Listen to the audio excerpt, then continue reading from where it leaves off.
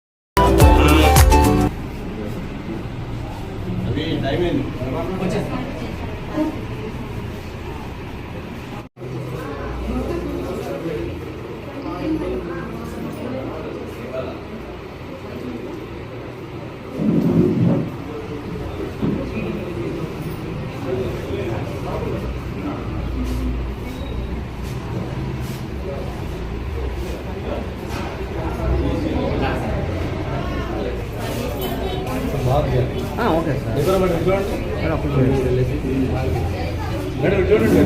Sir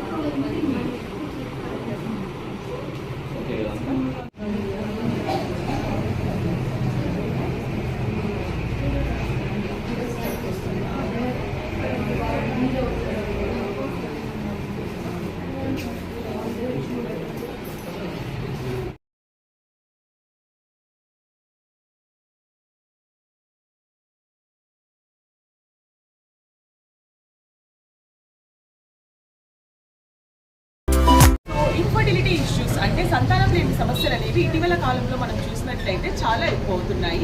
not only in western countries అండి, మన భారతదేశంలో కూడా ఈ సమస్యలు అనేవి చాలా అధికంగా కనిపిస్తున్నాయి. ఎవ్రీ 6 మెంబర్స్లో 1 పర్సన్ ఫర్టిలిటీ రిలేటెడ్ ఇష్యూస్తో బాధపడుతున్నట్టు మనకు WHO సెన్సస్ అనేది తెలిసింది. సో ఈ ఇన్ఫర్టిలిటీకి చాలా రీజన్స్ ఉంటాయి. యూజువల్గా చూసినట్లయితే లేట్ మ్యారేజెస్, జనరల్గా మన food habits, obesity, stress, sleep related issues, ఇలా వేరియస్ రీజన్స్ ఉంటాయి. మన సైడ్ నుంచి చేయాల్సింది ఏంటి అంటే ఫర్టిలిటీకి మనం ఎవాల్యుయేషన్ త్వరగా చేయించుకుంటే ట్రీట్మెంట్ ఆప్షన్స్ అనేవి చాలా అవైలబుల్లో ఉన్నాయి. బేసిక్ టాబ్లెట్స్ నుంచి చూసినట్లయితే అడ్వాన్స్డ్ IVF వరకు చాలా రకాల ట్రీట్మెంట్స్ అనేవి అవైలబుల్లో ఉండగా పేషెంట్స్ అనేవాళ్ళు ఒక 1 year or 1.5 year ఇంట్లో బేసిక్గా ట్రై చేసిన తర్వాత ఒకసారి బేసిక్ ఫర్టిలిటీ ఎవాల్యుయేషన్ చేసుకున్నట్లయితే మనం ఈజీగా ప్రెగ్నెన్సీ అనేది ప్లాన్ చేసుకోవచ్చు.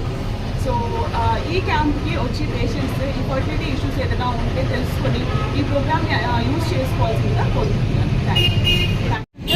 తర్వాత మ్యారేజ్ అయిన తర్వాత ఒక 1 year బేసిక్గా ట్రై చేసిన తర్వాత వాళ్ళు ఫర్టిలిటీ సెంటర్కి విజిబిలిటీ చేయొచ్చు. ఎందుకంటే ఆఫ్టర్ 1 year కూడా కన్సీవ్ అవ్వలేదు అంటే there must be some problem. అది బేసిక్ ప్రాబ్లమ్ అవ్వచ్చు, అడ్వాన్స్డ్ ప్రాబ్లమ్ అవ్వచ్చు. అది ఏంటి అనేది ఎవాల్యుయేట్ చేసుకోవాల్సి ఉంటుంది. యూజువల్గా ఫీమేల్స్ని చాలా వరకు బ్లేమ్ చేస్తూ ఉంటారు, కానీ ఒక 30 to 40% ఫీమేల్ రీజన్ అయితే 30 to 40% మేల్ రీజన్ కూడా ఈక్వల్గా ఉంటుంది. So both of the partners ఒకసారి ఒక బేసిక్ ఎవాల్యుయేషన్, ఒక బేసిక్ స్కాన్ కానీ సెమినల్ అనాలిసిస్ కానీ చేసుకుంటే మోస్ట్ ఆఫ్ ద ప్రాబ్లమ్ మనకు అర్థమవుతుంది. ఎక్కువ అయ్యే కొద్దీ మనకి ఏంటంటే ట్రీట్మెంట్ ఆప్షన్స్ అనేవి కొంచెం అడ్వాన్స్డ్ ఆప్షన్స్ చూసుకోవాల్సి ఉంటుంది. సో 10 years 15 years అయిన తర్వాత కూడా మనం ఆప్షన్స్ అనేది చూసుకొని ఎగ్ రిజర్వ్ ఎట్లా ఉంది, స్టోన్ కౌంట్ ఎట్లా ఉంది అనే దాన్ని బట్టి చూసి మోస్ట్ ఆఫ్ ద టైమ్స్ అలాంటి వాళ్ళకి మనం IVFకి వెళ్ళాల్సిన అవసరం అనేది ఉంటుంది. చాలా మంది ఖర్చు ఎక్కువ అవుతుంది, బాధపడుతున్నారు. మీ పరిస్థితి ఏంటి? So first of all fertility related treatments అంటేనే ఖర్చు ఎక్కువ అవుతుందని చాలా మందికి అపోహ ఉంటుందండి. There are different options. Fertility అంటే IVF మాత్రమే కాదు, ఒక బేసిక్ టాబ్లెట్తో కన్సీవ్ అయ్యే వాళ్ళు కూడా ఉంటారనమాట. ఓవ్యులేషన్ ఇండక్షన్ అంటారు. సో ఒక బేసిక్ టాబ్లెట్ నుంచి అడ్వాన్స్ ఫర్టిలిటీ వరకు చాలా ట్రీట్మెంట్ ఆప్షన్స్ ఉంటాయి. అండ్ ఇండివిజువల్ ట్రీట్మెంట్ ఆప్షన్కి ఇండివిజువల్ ఛార్జెస్ అనేవి ఉంటాయి అనమాట. సో ఫస్ట్ ఆఫ్ ఆల్ మన ప్రాబ్లమ్ ఏంటని ఐడెంటిఫై చేస్తే దాన్ని బట్టి మనకు ఫైనాన్సెస్ అనేది అర్థమవుతుంది. నా పేరు డాక్టర్ రాజేష్. వెంకటగిరి పట్టణ PHCలో డాక్టర్గా పనిచేస్తున్నాను. ఇక్కడ వెంకటగిరి పట్టణానికి మన YSS IVS ఫర్టిలిటీ సెంటర్ నుంచి పల్లవి మేడము వచ్చేస్తున్నారు. ఈ మేడం ఇప్పుడు సంతాన సాఫల్యం అంటే సంతానం లేని వాళ్ళు ఎందుకు లేరు అని బాధపడకుండా దానికి సంబంధించిన ట్రీట్మెంట్ ప్రతి ఒక్కరూ అనేది సంవత్సరం తర్వాత సంతానం లేని వాళ్ళు మేడంని కన్సల్ట్ అయితే దానికి సంబంధించిన టెస్ట్లు ఏమన్నా చేసి కావాల్సిన ట్రీట్మెంట్ అనేది మేడము ఖచ్చితంగా ఇస్తారు. మేడం సేవలను అనేది వెంకటగిరి పట్టణ ప్రజలందరూ ఉపయోగించుకొని వాళ్ళు కూడా సంతానం లేని కారణం ఏదో ముందు తెలుసుకుంటే తర్వాత దానికి ట్రీట్మెంట్ అనేది మేడం చేతిలో ఉంటుంది. సో ముందుగా మనం చేయాల్సింది ఏంటంటే కారణం ఏంటి తెలుసుకొని దానికి సంబంధించిన ట్రీట్మెంట్ తీసుకుంటే ఖచ్చితంగా అందరూ సంతానం ఉత్పత్తి జరుగుతుంది. ఖచ్చితంగా అందరూ పిల్లలు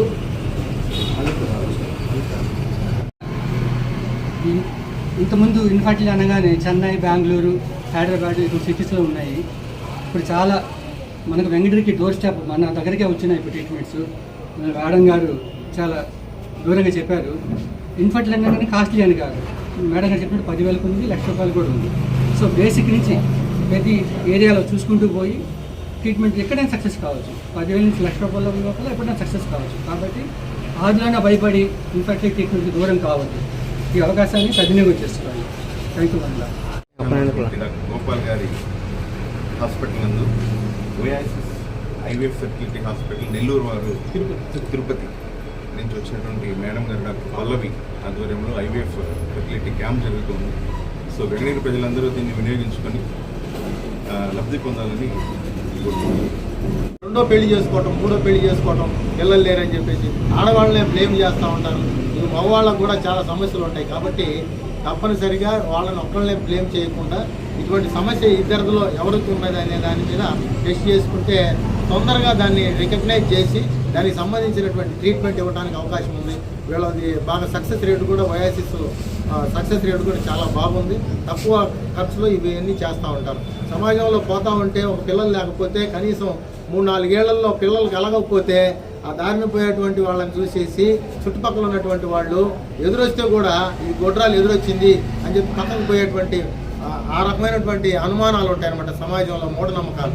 కాబట్టి అలాంటి చేదరింపులు, ఏసడింపులు అత్తారింట్లో ఇంకా మామూలుగా ఉండదన్నమాట వాళ్ళకి ఆ వేధింపులు. ఇలాంటి వేధింపులన్నింటినీ భరిస్తూ లేడీస్ మాత్రమే ఆ ఇబ్బందులు గురవుతూ ఉంటారు.